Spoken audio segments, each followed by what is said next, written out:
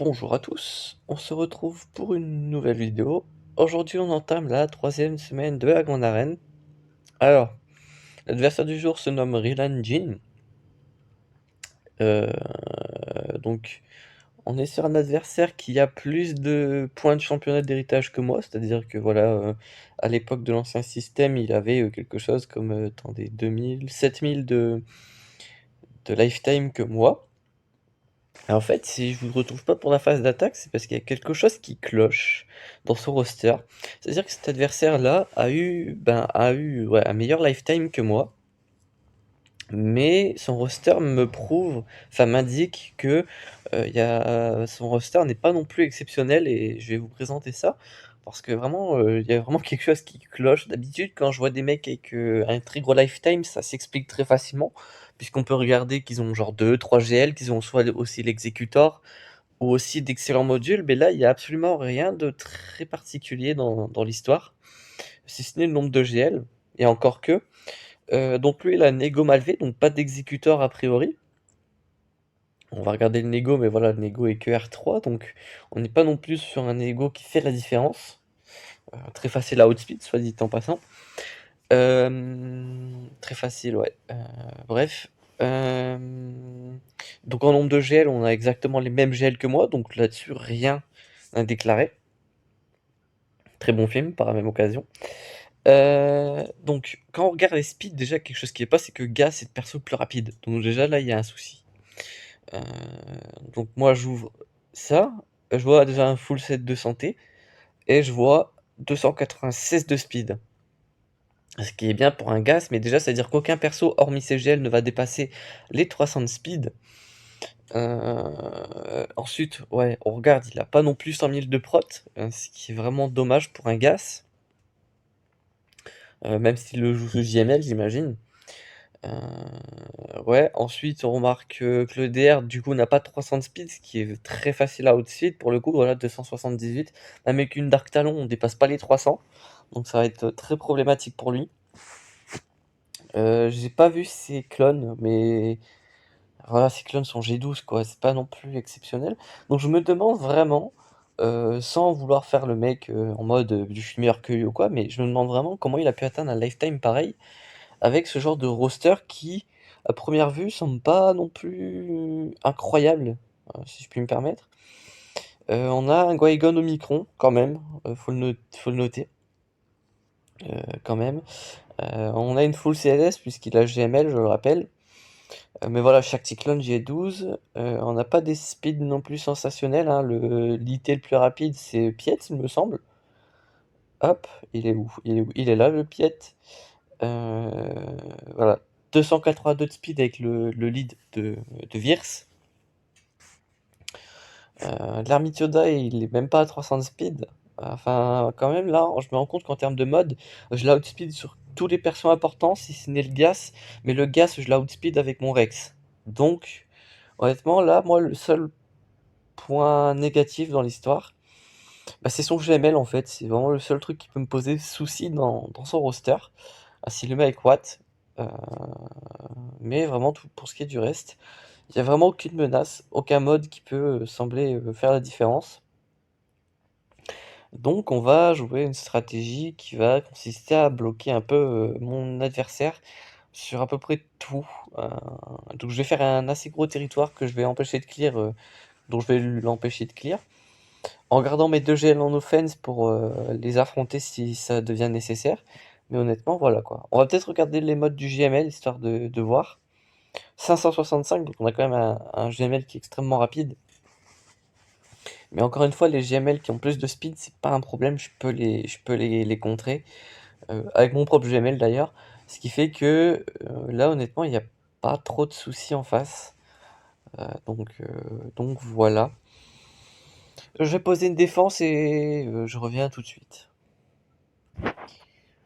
Hop, donc je regardais un peu ses stats, histoire de voir un peu ce qu'il fait. Et en fait, je me rends compte qu'il arrive quand même à avoir une bataille offensive de championnat remportée très élevée. Donc on a 2568, ce qui est vraiment très très bien quoi. Il fait full clear sur full clear presque. Et on a une tactique de défense à 750. Donc j'ai quand même la sensation que l'adversaire que je vais affronter, lui, va poser une très bonne défense à base de gel, j'imagine, mais en ayant une offensive assez coriace. Donc je pense quand même qu'il va quand même garder peut-être une gel et en poser une en défense.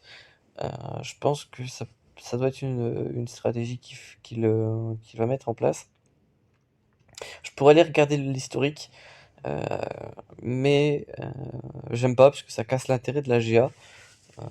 Il faut analyser le roster, analyser les points faibles, les exploiter et utiliser vos points forts en attaque, justement, parfois pour contrer ces défenses.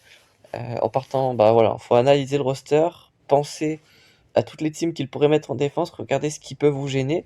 Et si vous trouvez qu'il y a une team que s'il la pose en défense, ça vous empêche le full clear, et ben il faut agir en conséquence. C'est un peu comme ça que c'est un peu ma philosophie.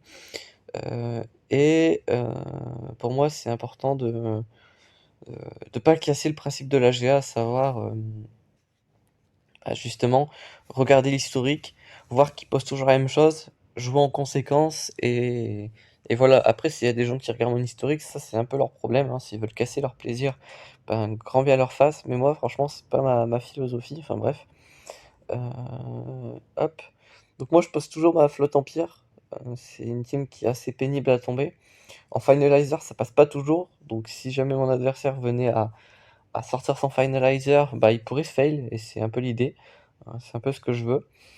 Euh, et je vais garder mon Malo et mon Ego en offense, puisque j'imagine qu'il peut être amené à poser les deux en défense, justement pour ce qui expliquerait en fait sa- son nombre de tactiques de défense en fait. Donc je vais mettre une flotte rebelle. Euh, Dans tous les cas, c'est deux flottes où il faudra utiliser le finalizer, donc il sera obligé d'utiliser sur une des deux.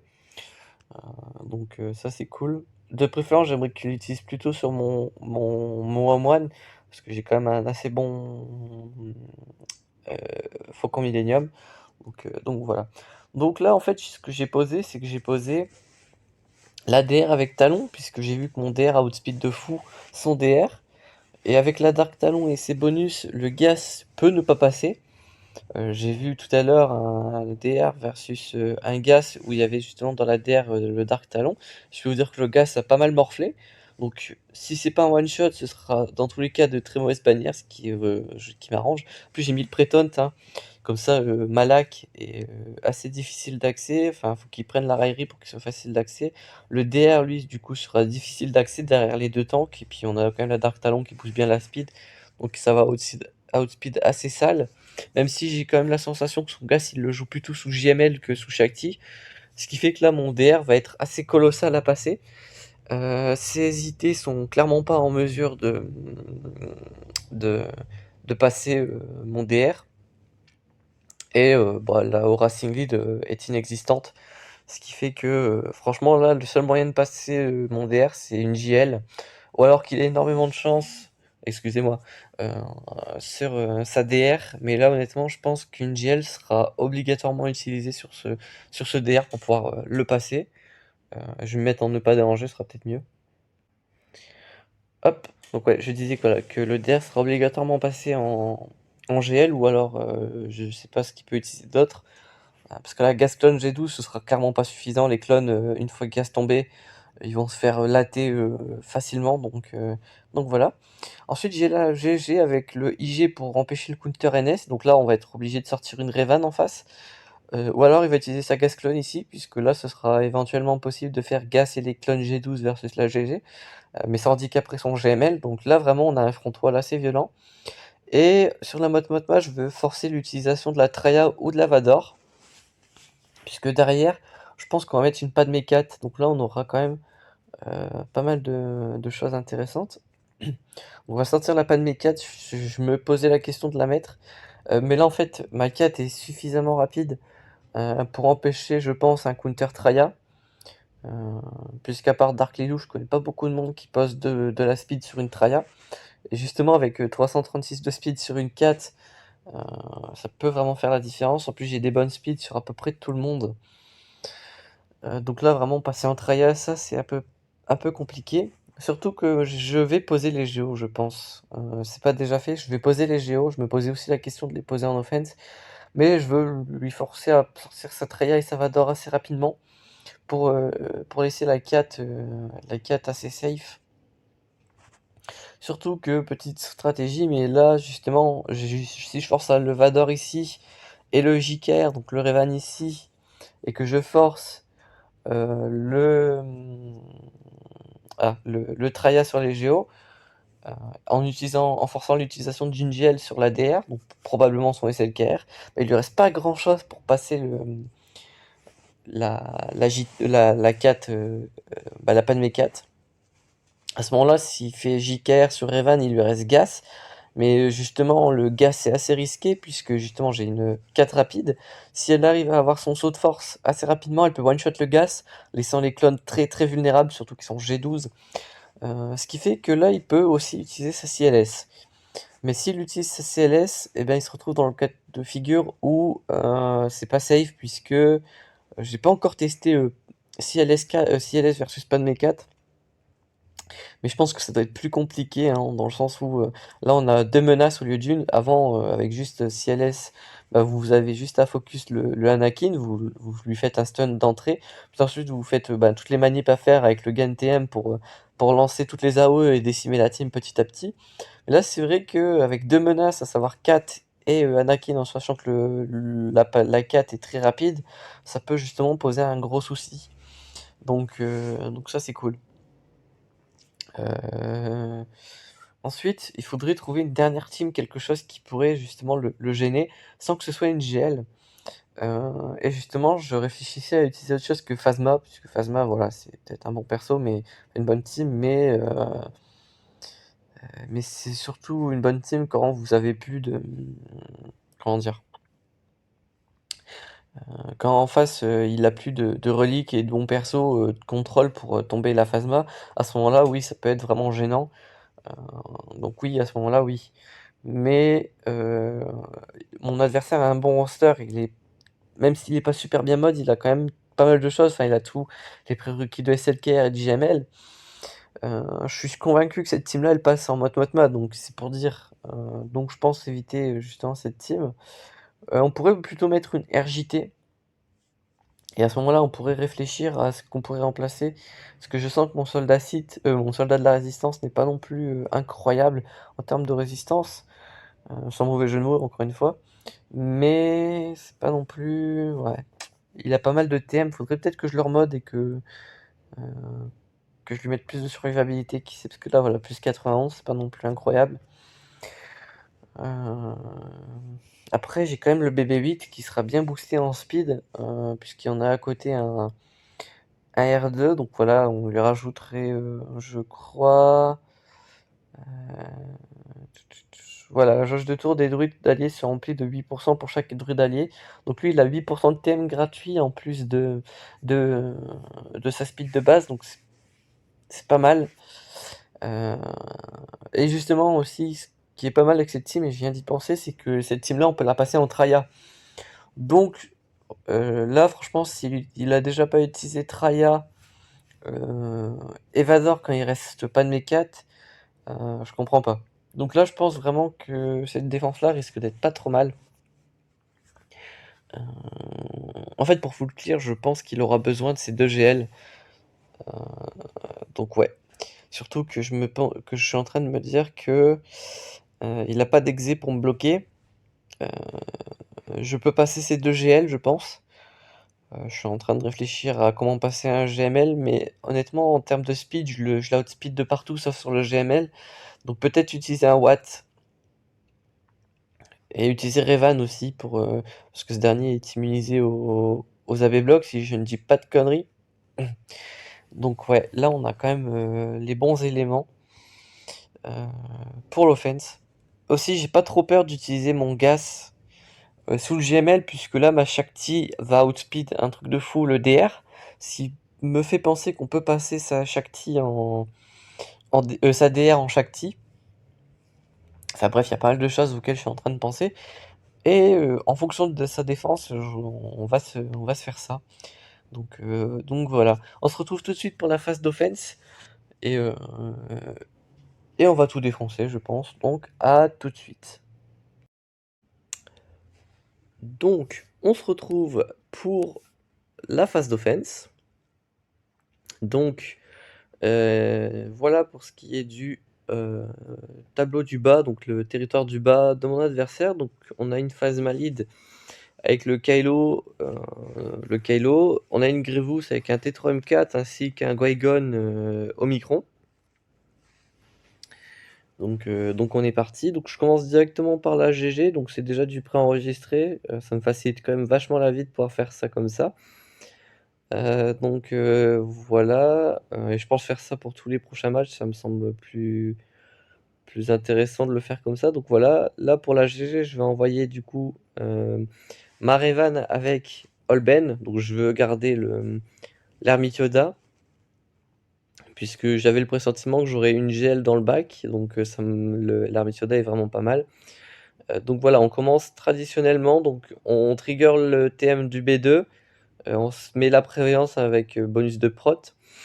Donc ça fait sortir le B2 d'invisibilité, ce qui permet de le marquer et de le tuer. En face, il n'était que G12, donc plutôt impeccable.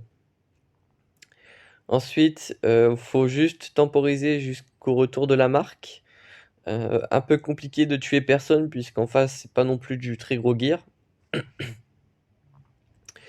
Hop, là, je vais être obligé de tuer le T3. Enfin, je vais tuer le T3 pour être tranquille. Mais de toute façon, j'aurais été, obligé d'en tuer au moins des deux, je pense. Hop, là, je protège mon Jolly qui est assez mal en point. Hop, donc là, je peux focus le Grievous, donc je le fais. Je remets prévoyance pour avoir également le bonus de prot. Retrait de TM sur le B1 pour être tranquille. Basique. Basique. Non, je me heal, ok. Là, je temporise encore un petit peu jusqu'à l'arrivée de la marque, mais au final, ça sert à rien puisque GG finit tout seul. Je lance la marque pour faire jouer tout le monde en dehors de leur tour pour récupérer de la prot là où je peux, mais ça me fait quand même perdre 4 bannières de prot, donc pas génial. Contre la Qui-Gon Omicron, j'ai décidé de retenter CLS, sauf que cette fois, je vais la jouer plus calmement, plus lentement, et éviter de faire des fails. Donc là, je commence l'opening sur Anakin, ça je sais que c'est ce qu'il faut faire, donc je le fais. Je me prends quand même un retrait de TM de la part de, de Obi-Wan, ce qui m'embête pas mal.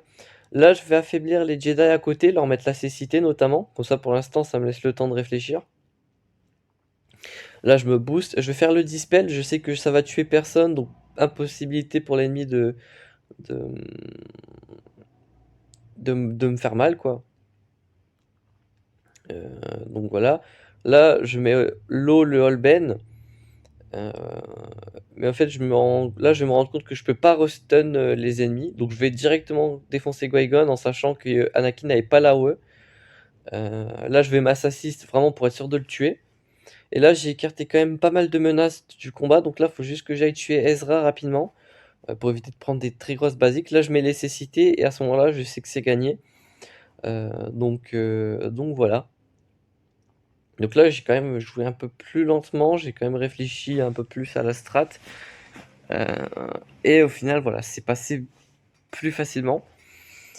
Là, j'envoie BH avec Fennec parce que mon Cat Bane et mon IG sont en défense. Donc voilà. Contre la phase Malide. Donc là, je vais faire la masse assist sur le pilote. Comme ça, avec Fennec, eh ben, j'ai déjà le contrat. C'est pour ça que je l'ai mis. Ça me permet de trigger le contrat très rapidement. Le but, ça va être de la faire survivre. Donc voilà. Sauf que là, elle commence à prendre un petit focus. Là, je frappe un ennemi qui n'a pas la trip pour éviter de me faire tuer. J'essaye de heal Fennec, quand même, pour la faire survivre. Mais là, elle a pris un focus et elle est morte. J'étais un peu deg, mais bon. Là, j'ai quand même essayé de jouer intelligemment sur ce match, puisque je savais que mon adversaire allait jouer l'efficiency. Je savais qu'il allait me clear, hein, il n'y avait pas de surprise. Surtout quand j'ai vu sa défense où il n'y avait pas de gel, etc. Je savais pertinemment que mon adversaire allait justement me full clear. Enfin, en tout cas, c'est ce que je me disais en jouant. Parce que voilà, fallait que je joue correctement. Donc, Là, je vais faire tout pour récupérer mes bannières. Donc là, je tue le Kylo. Je me dispelle sur Bossk pour pouvoir enlever le malus enfin celui qui m'empêche de me heal. Celui que Kylo a en ce moment. Hop, en parlant, je l'ai tué. Là, j'essaie de mettre des malus, donc avec la roquette de Django par exemple. Une basique. Basique avec Boba qui met des malus. La masse assist avec Bossk. La brûlure de Django.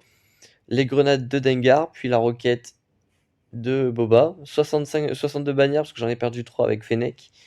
Donc voilà. Là, je vais faire duo Hippie-Vador pour les géos. Hop. Donc là, voilà. L'AOE pour mettre masse dot. Je passe en implacable. Je one-shot tous les géos G11. En essayant de mettre une AB block évidemment sur l'alpha. Je mets les dots sur la brute évidemment. Je prépare lame batteuse. Je one-shot la brute. Je rentre un stun. Ah non, je le rentre pas, mais il a lavé l'AB block, donc c'est pas grave. Donc voilà, j'avais préparé la lama batteuse, donc j'ai pu one-shot la brute. Et là, il me reste plus que l'alpha, donc hop, lama batteuse, 130 000, c'est plus que suffisant. Ça fait 68 bannières, c'est très bien. Donc là, j'avais ouvert le bac à ce moment-là. J'ai vu qu'il n'y avait pas de GL, donc j'envoie une GL sur la team que je considère comme étant la plus relou, à savoir la Nut Gun Rayleigh qui a quand même une Nest qui est un très bon perso, le Droid de K qui passe invincible, le Doku qui contre-attaque, le Django sous Nut est vraiment fort. Donc j'envoie une GL, je pense que c'est pas déconnant, surtout qu'il n'y a pas de GL à côté, donc je peux me permettre justement d'envoyer une GL sur des teams comme ça. Mass Stun, c'est quand même vraiment bien contre ce genre de team. Hop, là je one-shot le Doku, je vais one-shot le Droid de K, je vais achever le Nut, je vais me heal, comme ça, full bannière. AB block, mais surtout sa one-shot nest. Et là, faut juste attendre que le Django sorte d'invincibilité. Donc voilà. Ça me permet justement avec l'ermite de faire des basiques pour me heal. Hop. Mais d'ailleurs, je ne l'ai pas fait, mais bon, c'est pas très grave au final. Aussi avec JKL, ça va me permettre de relancer un mass stun. Comme ceci. Comme ça, quand il jouera son tour, il va perdre l'immunité aux améliorations. Non, l'immunité aux dégâts. Et moi, je vais pouvoir le tuer aisément, comme ceci. Hop. Voilà. 60 000 de dégâts, plus qu'il n'en faut. Là, j'envoie SLKR contre CBH parce que la ZAM avait l'Omicron. Donc ouais, mon adversaire avait quand même une bonne strat sur les Omicron, hein. Il en avait deux, le Qui-Gon ainsi que ZAM. Donc j'ai préféré envoyer SLKR histoire d'assurer le coup, parce qu'en fait leur speed est boosté par l'Omicron de ZAM. Donc on fait attention. Hop, on dispel SLKR, petit AOE. Hop, on tue le Boba, on tue le Bossk, 65 bannières, comme ça on n'a pris aucun risque. Et ça c'est plutôt cool. Contre la Motma, je crois que je vais envoyer Gaz pour empêcher les revives.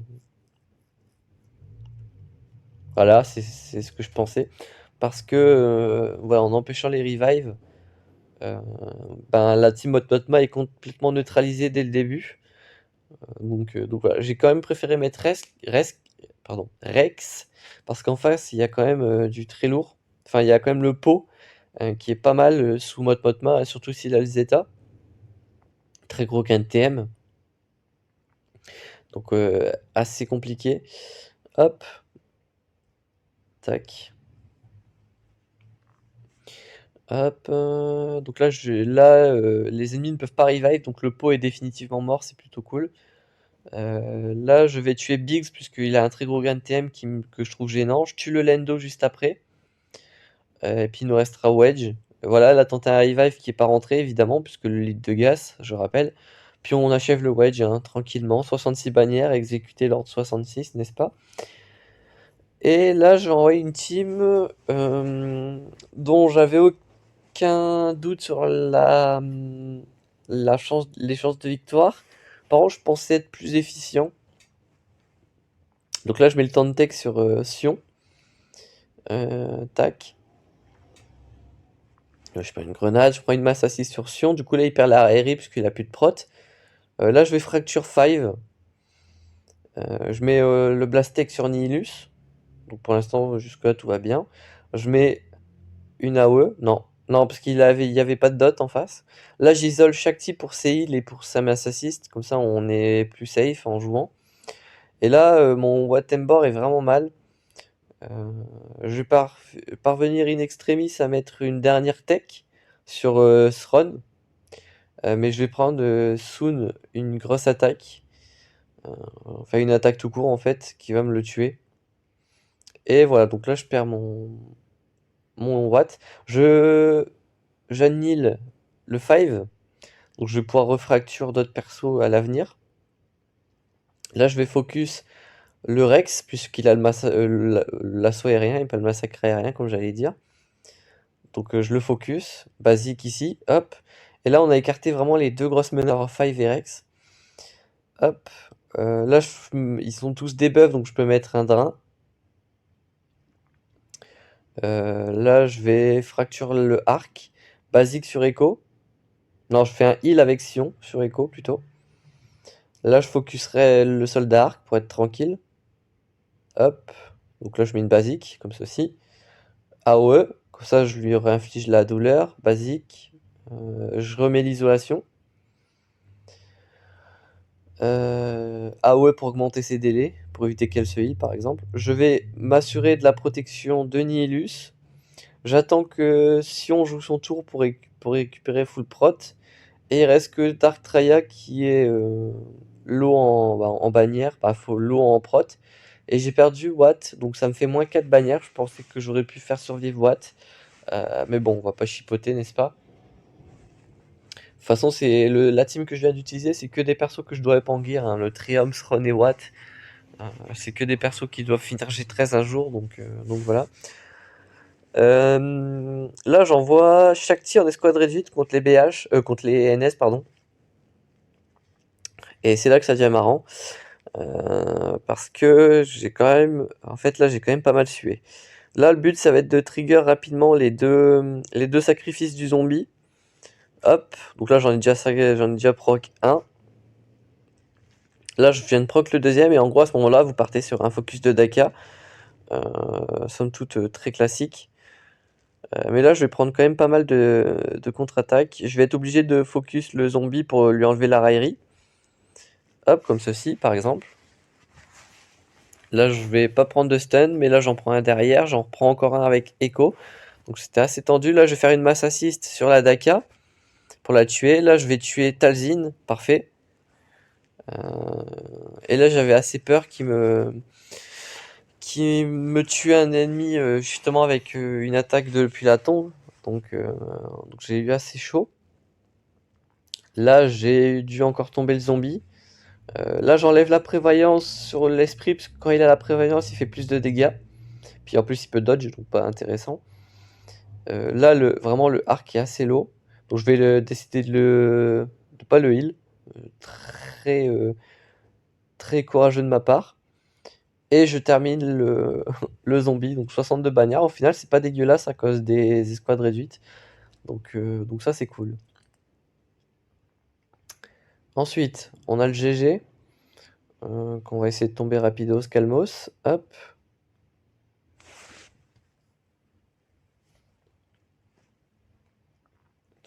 Donc là, on a Malo versus Finalizer.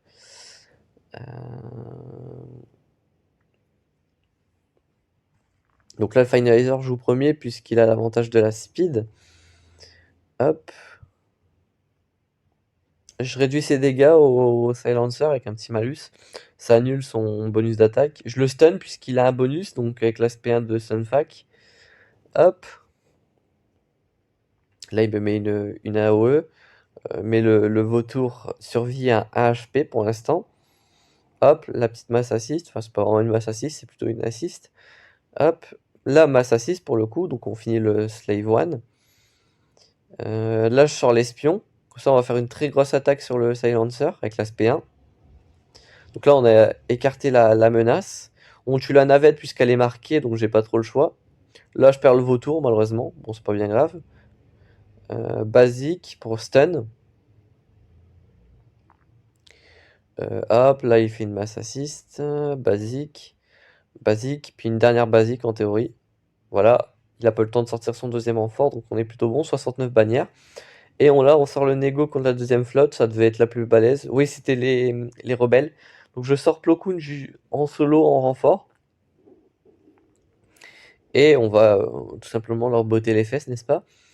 Donc là, je vais pas partir sur un focus du faucon, ça sert à rien. Donc je pars direct sur un focus de Biggs, puisque de toute façon c'est lui qui va être pénible. Donc là je me mets la raillerie. Ça lui met la faille mais il dispel, puisqu'à 3 malus l'ennemi se dispel. Là je mets la confusion, qui dodge sur le faucon, j'avais pas remarqué quand j'ai joué. Hop. Là vraiment mon but c'est de tomber le Biggs. En plus là il le soigne. Hop, là il m'enlève la loyauté infinie, mais c'était prévu donc c'est cool. Plo Koon, hop, je remets la raillerie sur le dent de Molosse. Je vais pas tarder à mettre ma loyauté infinie. Hop.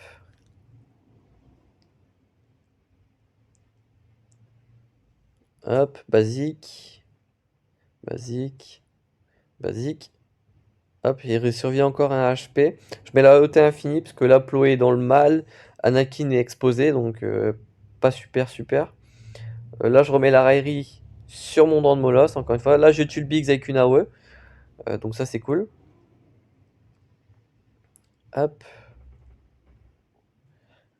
Basique. Je mets l'immunité au crit sur Anakin pour être tranquille. Il me sort le Ghost. Donc là, c'est bien, c'est que plus les renforts sortent, moins ils sont bons les renforts. Donc les renforts sont de moins en moins dangereux au final. Donc ça me permet de prendre doucement l'avantage. Hop. J'ai pas vu de Bistan sortir d'ailleurs pour l'instant. Donc c'est cool. Mass assist. Comme ça, on leur met le Daze partout. On tue le High Wing, donc plus de tank. Ça, je fais ça pour toucher le faucon.